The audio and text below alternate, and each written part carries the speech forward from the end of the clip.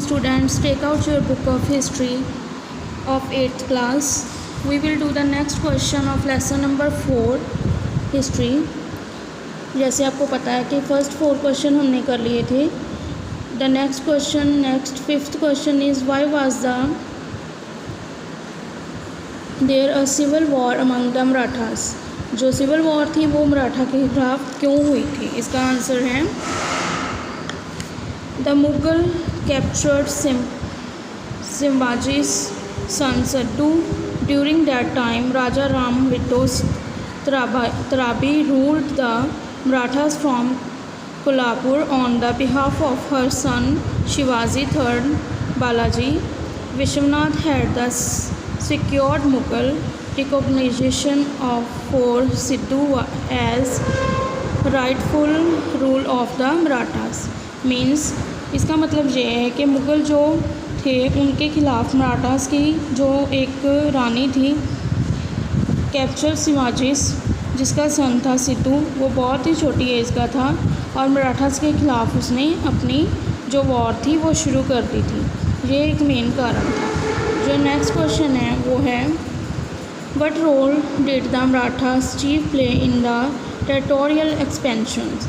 मराठा ने कौन कौन से चीफ जो उसके हेड थे उन्होंने अलग अलग स्टेट्स में अपना राज स्थापित करने के लिए रोल प्ले किए थे. कौन कौन से चीफ्स थे.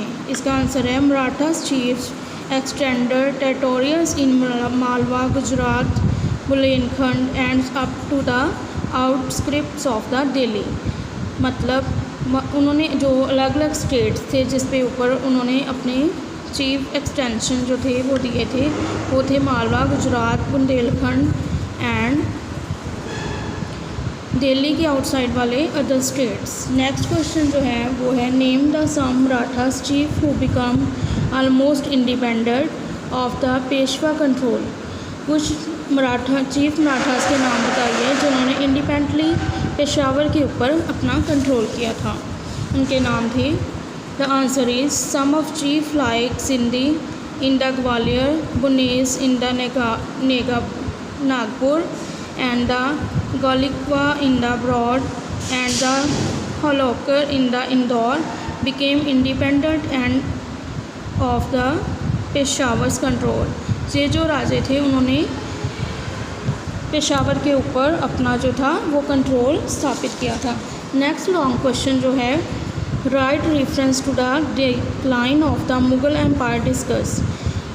औरंगज़ेब रिस्पॉन्सिबिलिटीज़. मुग़ल राज के डिक्लाइन होने के कौन कौन से कारण थे और औरंगज़ेब की इसके पीछे क्या रिस्पॉन्सिबिलिटी थी.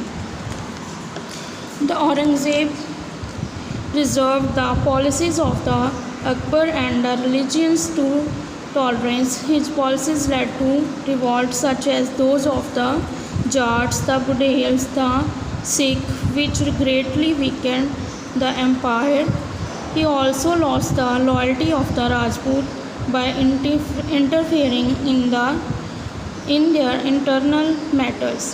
इसका मतलब ये है कि औरंगज़ेब जो था उसने अकबर के द्वारा बनाई हुई पॉलिसी को नहीं फॉलो किया. इसके अलावा उसने अलग अलग जो कास्ट थी जैसे जाट हो गए, सिख हो गए, बुंदेल हो गए, इनके ख़िलाफ़ कोई लॉयल्टी नहीं रखी थी, जिसकी वजह से जो मुग़ल राज था वो पूरी तरह से डिक्लाइन हो गया.